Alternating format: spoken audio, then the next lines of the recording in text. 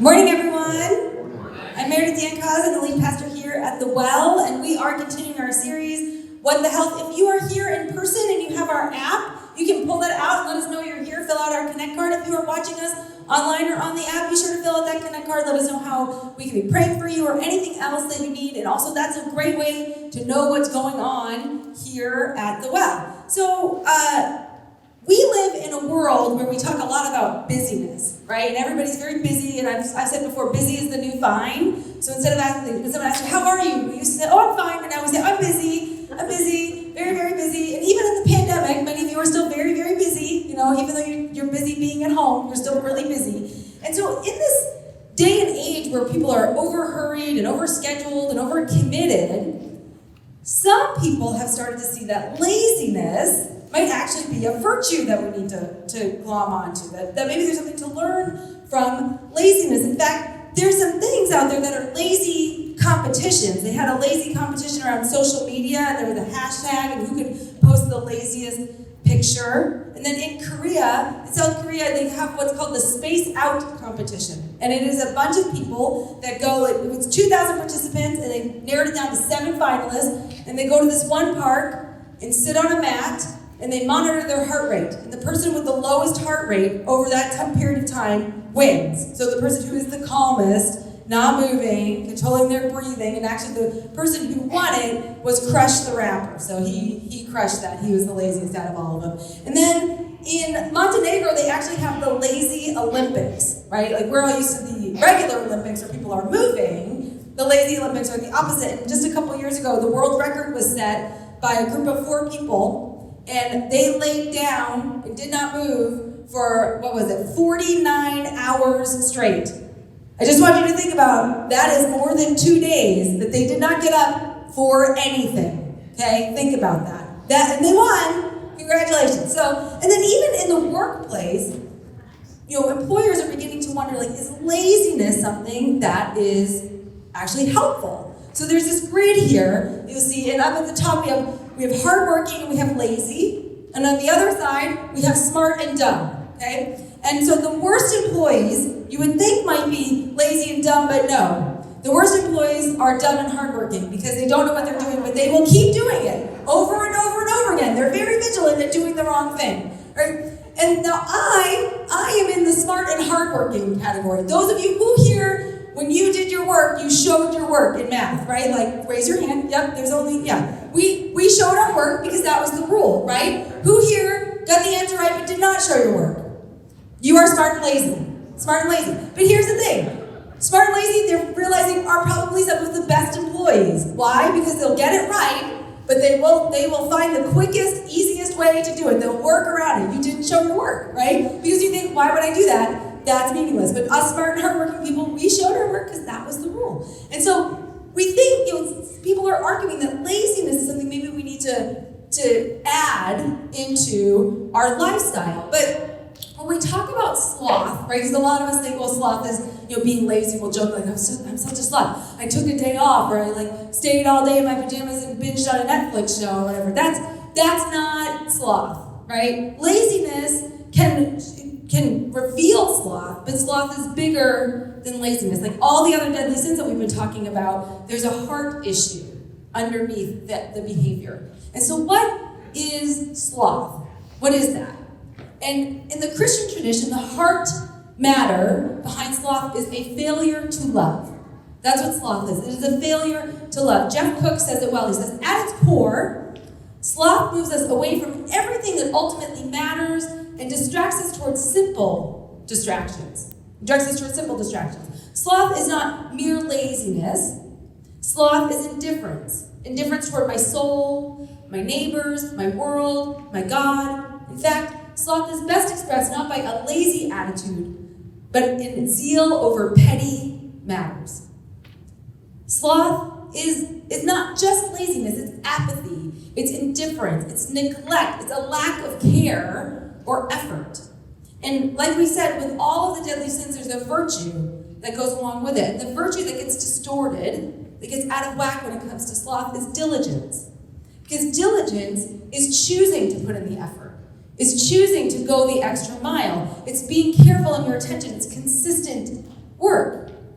And so sloth, it's ultimately about not being bothered to do what is needed or what is best.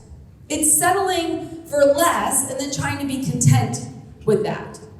It's choosing ordinary things over the extraordinary. And so, in the end, sloth is really a willful resistance to transformation. It's a willful resistance to change, to accepting that God has more for us. And so Jesus, he actually has some helpful things to say in the face of sloth. And so in Luke we read this. One Sabbath, when Jesus went to eat in the house of a prominent Pharisee, he was being carefully watched.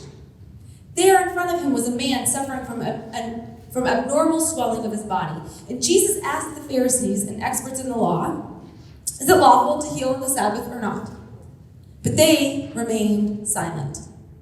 So taking hold of the man, he healed him and sent him on his way. And then he asked them, if one of you has a child or an ox that falls into a well on a Sabbath day, will you not immediately pull it out? And they had nothing to say. And so to start off our scene here, Jesus is at the home of a prominent Pharisee, right? So there's other Pharisees and experts of the law. They're all there at this dinner. And they are watching him carefully. Why? Because Jesus hasn't been acting the way a rabbi should be acting. He's been causing all this trouble and stirring things up. And so this is not like a friendly dinner where we're all gathered together and chatting. There's a setup here. There's a scene that's set up here. And they're waiting to see if Jesus is going to cross the line. And then there's this man there who has this abnormal swelling, this edema. And his condition is very obvious. It's obvious on the outside. And for them, at that time, they would think, well, there's something that this man has done that deserves this condition. Right? Because an outward ailment was a sign of an inner problem, an inner ailment, a sign of sin. And so God would curse you with an illness. And so here's this man, and the reality is he was probably intentionally invited to see what Jesus was going to do. Right? Because this is all a scene to try to catch Jesus. We see that over and over again with the Pharisees. And so there's this man, and Jesus asks them. He turns to them and he says, is it lawful to heal on the Sabbath? What do you think?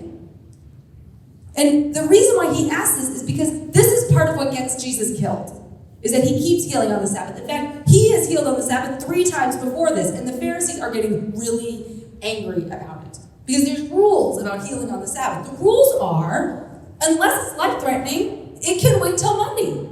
You don't need to do that today. Today is the day that we don't do anything. We don't work. This is work and you're not allowed to, right? And so Jesus is challenging this and saying, is it lawful to heal on the Sabbath? And they're waiting to see if he's going to do it, and they don't answer him. And you can just imagine, he is probably like, are you kidding me? And so what does he do? He reaches out, he heals the man, and it says he sends him on his way. But the Greek there can also be translated as he sets him free. He sets him free. And this is right after the healing of a woman in the temple who was bent over, and he heals her, and she stands straight up, and he says, does she not need to be set free? Jesus refers to healing as setting people free. And he looks around, and what's amazing is no one rejoices over this healing. The crowd is not impressed. This is one of the few healings where there isn't a group of people going, oh my goodness, and praising God. Dead silence. So Jesus sets this man free, sends him on his way, and he turns to him and he says, would you not help a child or an oxen who fell down a well? And what Jesus is doing in that moment is he's exposing the flaw of their interpretation. Because there is no love in their interpretation of the law. Their interpretation is slothful. It is slothful because it says, I can't be bothered to think about it a different way. I can't be bothered to look at this. It's always been this way, and this doesn't inconvenience me. And so this is just the rule. There is a lack of love. There's a failure to love behind their interpretation of the law. It's not worth the effort to rethink this. And that's why Jesus keeps healing on the Sabbath over and over and over again to say, you are missing the point. You are missing who God is. And so Jesus drills the point home by telling them this story. He replied, a certain man was preparing a great banquet and invited many guests. At the time of the banquet, he sent his servant to tell those who had been invited, come, for now everything is ready. And they all alike began to make excuses. The first said, I've just bought a field and I must go and see it. Please excuse me. Another said, I've just bought 5 yoke of oxen and I'm on my way to try them out. Please excuse me. And still another said, I just got married, so I can't come. The servant came back and reported this to his master, and the owner of the house became angry and ordered his servant, go out quickly into the streets and alleys of the town and bring in the poor, the crippled, the blind, and the lame. Sir, the servant said, what you ordered has been done, and there is still room. Then the master told the servant, go out to the roads and country lanes and compel them to come in, so that my house will be full. I tell you, not one of those who were invited will get a taste of my banquet. And so Jesus tells the story that this important man has prepared a banquet, this great banquet. It means splendid, abundant. Like, this is an enormous banquet. This is like the best Thanksgiving meal you've ever seen in your life, right? And it's ready. Like, he would have invited everyone ahead of time and let them know, right? They all would have said yes. So he goes back out when it's ready, when it's finally ready, and it's time to come. The table is set, the food is there, and one by one, all of these people begin to make excuses as why they can't come. And on the surface, they might seem legitimate, but when we get below the surface, they're really lame. Like, Jesus is giving really lame excuses as examples. So the first guy is like, I just bought a field, so I gotta go check out my field. This would be like, you bought your house, you already paid for it, you closed on it, and now you're gonna go get a house inspection. You're like, that's not the order that you do that in, right? So like, this guy doesn't need to go get his field inspected right now. He doesn't need to go check it out. He already bought it. Or the guy's like, I just got all these oxen and I gotta go try them out. Again, this would be like buying your car and then be like, I gotta go take it for a test drive. Nope, that's not how this works. And then getting married would not have precluded you from going to a banquet. So all of these are just really lame excuses. And we have to wonder, what's going on? Why is Jesus showing this to us? Why is he using these examples? And what he's saying is, sloth is choosing the ordinary to the exclusion of the extraordinary. Sloth is choosing the ordinary to the exclusion of the extraordinary. It is settling for less and then trying to be content with it. It's saying, I'll just take this ordinary little thing over here rather than this great, awesome, amazing, splendid banquet that is set for me and ready, and all I have to do is show up. And so that's the heart behind sloth, is we miss God's goodness because we choose something that is not as good over and over again. And we can see it in the story, but it doesn't make any sense. But I want to show you how sloth shows up in our lives and how we settle for the ordinary at the expense of the extraordinary. And there's 4 different ways that sloth shows up. So the first type is apathy. And this is the one that we'd be most familiar with. It's a lack of effort. It's a lack of interest, of enthusiasm, or concern. This form shows up of not even bothering to reach for something better. It's not that there isn't something better. There is something better. You just can't be bothered to do it. It's just a lot of work, and that's a lot of effort. And what I've got right here is good enough. When it comes to apathy, good enough is good enough. I don't need more than good enough because I don't really want to do all the work that goes to get more than good enough. So I know someone who is the embodiment of apathy, that he has a college degree, he has all of the resources available to him to have a fulfilling life that's meaningful, and instead he's chosen to work a mediocre job and live in a living situation that's like less than ideal because it's cheap, and like it's easy. I don't have to like go do something else. And he's ordered his whole life on keeping everything comfortable. Like he's even got a backup plan for like if this falls apart, I can go do this less than ideal thing. But at least that's always there. So his backup plans are just to stay comfortable, just to kind of stay in the same spot. Because why would I go get a job that like is meaningful or pays more, or find a home that actually feels like a place that I would enjoy living in? This is all good enough. It's good enough. It's fine. And so apathy shows up in many forms. When it comes to relationships. Like let's think about like we live in a day and age where people are not getting married. Over and over again, they're not getting married. Why? Because this is fine. Like we can just live together and kind of act like we're married, but getting married is a lot of work and a lot of commitment, and this is good enough. We'll just stick with this. Or in your work, like I hate my job, but changing it sounds like a lot of work. I gotta go like connect with people and get a resume and like put all this, like put myself out there and like look for jobs that this is fine. Like I can settle for this. I don't really want to move it. Parenting, right? And those of us, we all know we're guilty of this, especially during this time. Like it's just easier to put them on a screen and give them what they want. You want cookies for dinner? Go for it. I've been with you all day and you want to watch another like 5 hours of YouTube? Fine, right? Because we just think it's too much effort. It's too much work to do more than that. And then when it comes to our faith, we think, I want God in my life. I want to know God more, but I don't really want to reorganize my life. I would never miss a soccer game ever on a Sunday morning, but I would definitely miss church over and over again. That's fine. I'm not willing to reorganize or reevaluate my priorities because this is good enough. Like, I might want more of God, but I'm not really willing to do the work when it comes to that. And so, again, we keep settling for less. And C.S. Lewis, he puts it this way. He says, it would seem that our Lord finds our desires not too strong, but too weak. We are half-hearted creatures fooling about with drink and sex and ambition when infinite joy is offered us. Like an ignorant child who wants to go on making mud pies in a slum because he cannot imagine what is meant by the offer of a holiday at the sea. We are far too easily pleased. And here's the thing. This lack of effort that comes with this form of apathy ends up in a lackluster life. And life it's fine. It's going along. And there's lots of distractions, but I might want more, but I'm not really willing to do more to get it. The next form of apathy is escapism, which is a lack of presence. So apathy is a lack of effort. Escapism is a lack of preference. Sloth does not need to look like a lack of activity. Sloth can look like too much activity because this idea of escapism is all about distraction. There might be a discontent that's driving my life, but I'm not willing to slow down enough and address it and do something about it. I'm just going to jump from one thing to the next. So how does escapism show up in our lives? It's workaholism, it's overcommitment, it's constantly on the go, it's always needing the next experience.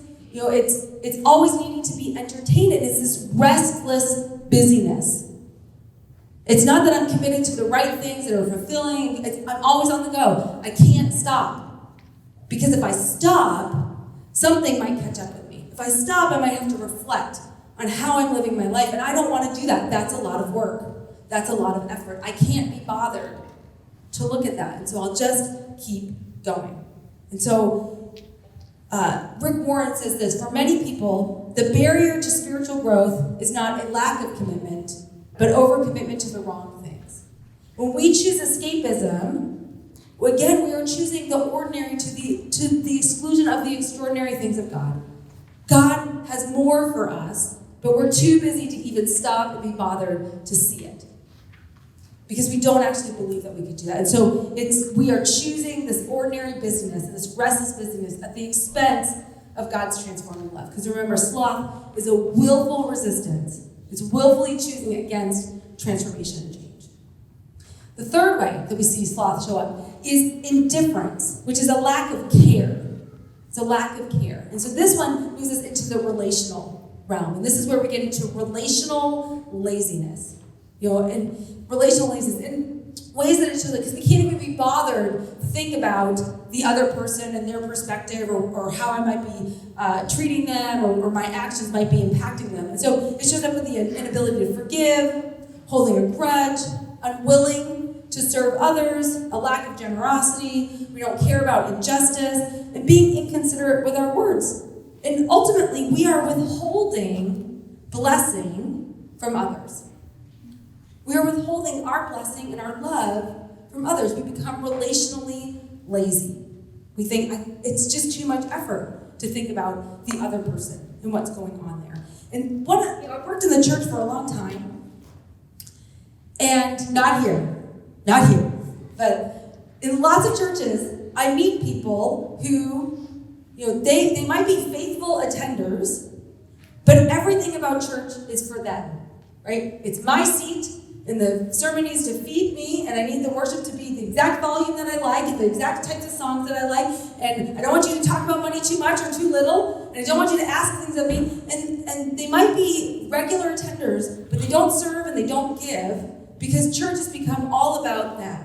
And in the end, that is a spiritual slothfulness, because it is this, I can't be bothered to think outside of myself. I've become lazy even when I think faith demands of me. Brennan Manning has some stark words about this. He says, the greatest single cause of atheism in the world today is Christians who acknowledge Jesus with their lips, walk out the door, and deny him by their lifestyle. That is what an unbelieving world simply finds unbelievable. And so when we fall into indifference, we have a relational laziness that keeps us from what God is calling us to. It is a lack of love. It is a failure to love. And the fourth form of sloth is resignation, which is a lack of perspective, right? And what happens here is we cared at one point. We cared about people at one point. We cared about the world. We cared about a cause. At one point, we put effort into it, and it didn't go the way that we thought it was going to go. It didn't work out the way we thought it was going to work out. It was a lot harder than we thought it was going to be. And so we just gradually stopped caring. And we resigned ourselves to, this is basically all that there is. And we give up. And Donald Miller says we often give up in the middle of our story. He says it like this. I think this is when most people give up on their stories. They come out of college wanting to change the world, wanting to get married, wanting to have kids and change the way people buy office supplies. But they get into the middle and discover it was harder than they thought. They can't see the distant shore anymore, and they wonder if their paddling is moving them forward. None of the trees behind them are getting smaller, and none of the trees ahead are getting bigger. They take it out on their spouses, and they go looking for an easier story. And when we get into resignation, this lack of perspective, we get into what I call the quit and stay mode. I've quit this, but I'm staying. I've quit staying. We quit and stay all the time. We quit and stay our marriage, right? I mean, I've quit working on my marriage, hoping for my marriage, wanting my marriage to go anywhere, but I'm not going to go do anything about it. Like, I'm not going to leave my marriage. Because that's just too much work. So I'm just going to stay and settle for this. We quit and stay commitments all the time. Like, I'm not really, my heart's not in it anymore. I don't really like it, but I'm not going to if I quit and actually quit, then that might take a damage to my reputation. So I'm just going to stay and just put in the bare minimum. That's what I'm going to do. We quit and stay friendships all the time where, there's this friendship either has changed or it disappointed me, and I don't really want to do the hard work of putting up a boundary or having a conversation. So I'll just let them kind of stay in my orbit, but my heart's not in it anymore. And when we quit and stay, we often think it's just about us, right? It's me, it's my choice. And we don't realize that it ripples out. So I've seen this at work a lot, and I've seen this in ministry. And I had a woman who worked for me for a while, and she had been in children's ministry for 20 years. Right? And when she started, she loved it. But 20 years later, her heart was not in it anymore. But she wasn't willing to go and see what else God would have for her. She wasn't willing to risk that. She was just going to ride this thing out. But here's the right, so she quit and stayed. But the reality is, her attitude went way downhill. She got more grouchy and resentful about her work. She was terrible to have on the team. It was like having a rain cloud around all the time because she lacked hope. There was no hope, there was no passion. And when you do that, it brings everyone else down. It is really hard for a whole team to stay optimistic and excited when someone has quit and stayed. Because we don't believe that there's more. We've lost perspective. We've resigned ourselves to, this is fine. I'm just gonna ride this thing out. And so Jesus says there's more for us than this. This is not the way to live. A lack of love, a failure to love, misses the whole point. And so he continues on with his story. He really brings us home. And in this story, after he's just told how the original invitees all gave these really lame excuses, I can't go, I gotta go drive my car, I gotta go check out my house. And he says the owner is not satisfied there. He is determined to have a great party, a full house. And so he says this, then the owner of the house became angry and ordered his servant, go out quickly into the streets and alleys of the town and bring in the poor, the crippled, the blind, and the lame. So these would be the outcasts of Israel. Bring in the outcasts, all the people who don't get invited to parties. They're the kids who sit at the weird lunch table, and they're the ones who everybody thinks are a little odd, and so we don't normally invite them to the party. Invite them all in. And the servant says, we already did that. And there's still more room. And so what does he say? He says, then go out to the roads and the country lanes and compel them to come in. The roads and the country lane, that's where the real riffraff are. Right? That's where these are the people who actually aren't even really allowed in town. We're talking about Gentiles and bandits and prostitutes. These are people who don't have a home. And he says, bring them in too. Bring them all in. And what does he say? He says, compel them. Compel them to come. And that word compel means convince them. Urge them to come. This man has a great, extravagant, wonderful feast. And he's saying, urge anyone that you can find, even those who don't belong in a party like this, compel them to come in. Urge them to be here. And what is the point that Jesus is trying to make with this story? And the point he's trying to make is God's love is vast and inclusive and extravagant. And it is available to everyone. And the only people who are excluded are the people who exclude themselves. That's it. God's love is so wide and so great. It is so extraordinary. And when you choose the ordinary over that, it's your loss. It's not that God is withholding. It's that you're choosing less. You're settling for less. And we exclude ourselves when we choose things that are not ideal, when we choose ordinary distractions rather than the effort that it takes to love, the effort that it takes to love. But at the heart of it is we fail to love when we ourselves have not experienced love. We fail to love when we have not experienced God's love. That's why the Pharisees are so off track. Brennan Manning says it's far easier for us to believe that God exists than it is to believe that God loves us. And the Pharisees believe that God exists, but they don't believe in a God of love. And that's what Jesus keeps trying to show them over and over and over again. And no one talks about the love of God better than Brennan Manning. So Brennan Manning, those of you who don't know who he is, he's a man who he went to war in the Korean War. He had this dramatic experience, and he came back, and his life was changed. And he went and he studied theology. He became a Franciscan monk, and he went and lived among the poorest of the poor in the world. But eventually, he left the Franciscans to get married. But during all of that, during his whole life, even up to the end of his life, when he passed away a few years ago, he struggled with addiction. He was a raging alcoholic for most of his life. It ended his marriage. It ended his ministry time and time again. And he said he kept trying to do this moralistic religion, like earning God's love and behaving and getting it right. And it wasn't until he was at his lowest, living on the streets, finding himself passed out, in hallways, that he had this dramatic experience with the love of God.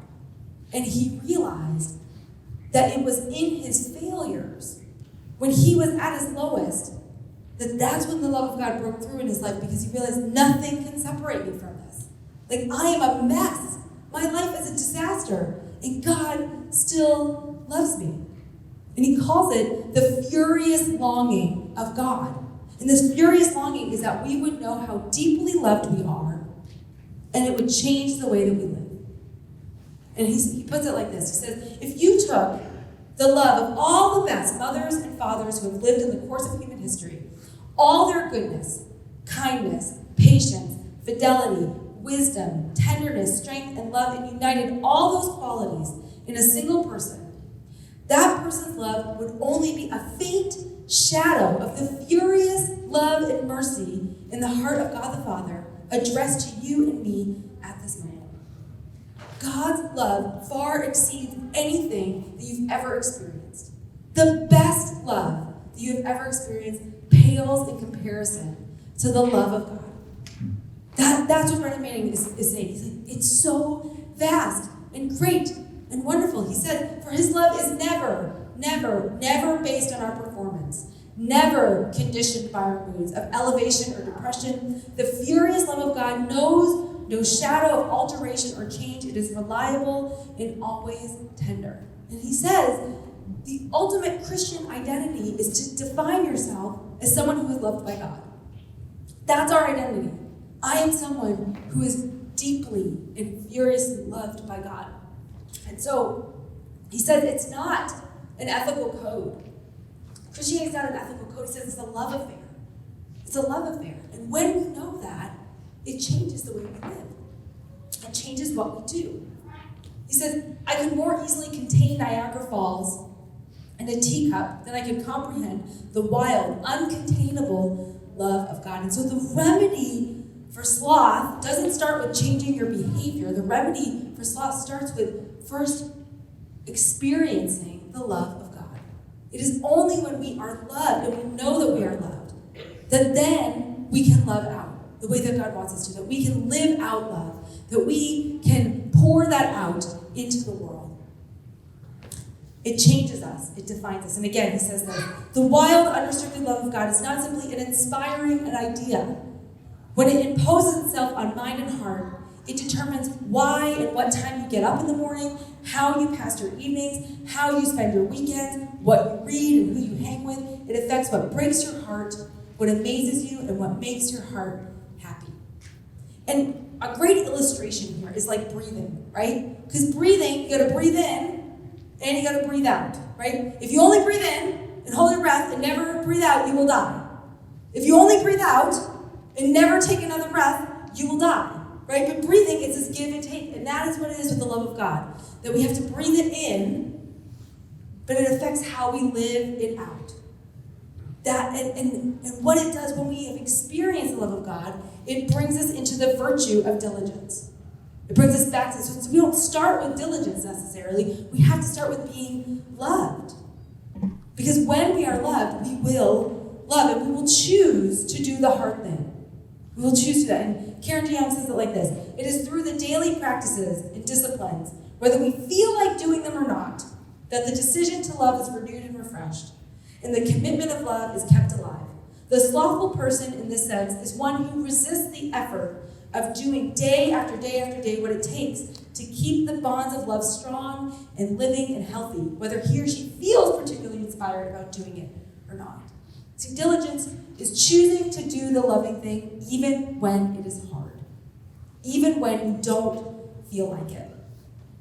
And it's not always immediately rewarding, but we believe that it's worth the effort in the end. And so what does diligence look like? Well, in your marriage, it looks like choosing to work on your marriage. It's saying this isn't good enough to just kind of ride this out and kind of like each other or tolerate each other or orbit each other. We're going to get counseling. We're going to schedule date nights. We're going to turn off the television and have a conversation. And for some of us, we're actually going to choose to get married instead of just doing this like kind of pseudo-marriage thing. It's choosing each other even when it's hard.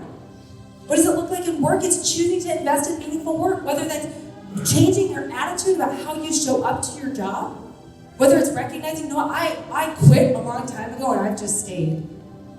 And that's not fair to anyone that I work with. It's not just me. Or maybe it is saying, I'm going to quit this job and go find something that works. Go find something that's meaningful. It's choosing to serve others. And when we serve, it is always an inconvenience. Right? We talk about how rewarding it is, and sure, it is rewarding, but it requires something of you, and sometimes you don't get anything back for it. It is choosing to go the extra mile. It is choosing to use your time, your effort, your money to help other people. And I want to stop right here and say, we announced just earlier that Well Kids is opening up on March 21st, and I'm so excited. I can't wait to have church back for our kids. But here's the thing. Many of us never stop to think, what would it look like for me to serve the next generation?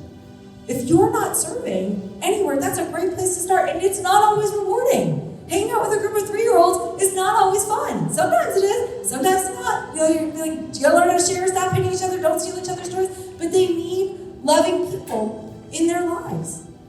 We need to be a community that is willing to inconvenience ourselves to serve our kids and to serve our youth in overflow. And if you are interested in that, if you realize, I come to church, I get a lot, but I haven't been giving, and especially to the next generation. That is our greatest mission field, is to teach our kids and our youth to follow Jesus. Imagine the many mistakes. If you had people who walked alongside you, some of the mistakes that you could have avoided in your life. And if we could be those people that help our kids learn how to follow Jesus now. And I'm going to invite you, if you don't know Miss D, I'm going to have her raise her hand right here. If you are feeling even the slightest stirring of maybe I need to inquire about kids, you see Miss D. And if you don't know Zeke, I'm going to point out Zeke here, and you're interested in working with our youth, see Zeke or Miss D after church. Serve. To not serve is a failure to love. Choosing to forgive. And we're going to talk about that more next week when we talk about wrath. But it's choosing to think about the other person and to let them go. And choosing to care. Choosing to care. What does that look like for you to send a card, to pick up the phone, to send a text, to pray for that person, to pick something up for them, to show that you love them? And what does the choice of love look like in your life? And so, to end here, I want to acknowledge that some of us meant to choose the love of God somewhere along the way. And we intended to choose the love of God somewhere along the way. And maybe we did. And then it got disappointing. And we got more and more distant from that. And we got distracted by all the other things. And we can recognize the lack of love in our own lives. Not because we're a bad person and we just don't get it right, but because we actually are so distant from the love of God. I want to give us a moment, and if that's you, to remind you that to come in to the love of God, to not only get the invitation, but show up at the feast, it will change your life. And hear Jesus' words. He says, are you tired, worn out, burned out in religion? Come to me. Get away with me and you'll recover your life. I'll show you how to take a real rest. Walk with me and work with me. Watch how I do it. Learn the unforced rhythms of grace. I won't lay anything heavy or ill-fitting on you. Keep company with me and you'll learn to live freely and lightly. And so if you today feel like, maybe I haven't experienced the love of God, maybe I've resigned myself to the love of God is far away and it's not for me, I want to pray for you today. So I'm just going to invite all of us to just bow our heads and let's pray together. And if that's you, you can just put your hands out in front of you, just to receive this. God, we take a moment to acknowledge that each one of us has failed to love at some point, whether that is apathy or escapism or indifference or resignation. And while we might want to fall into that trap of working harder and doing more and getting it right, the reality is it starts with receiving your invitation to know your wild, extravagant, unceasing love. So God, for those who maybe have never said yes to that and are wanting to say yes to that today, or those who said yes to that but they've drifted so far away from it, God, we ask that you would come into our lives in a powerful way, or that we would sense that invitation.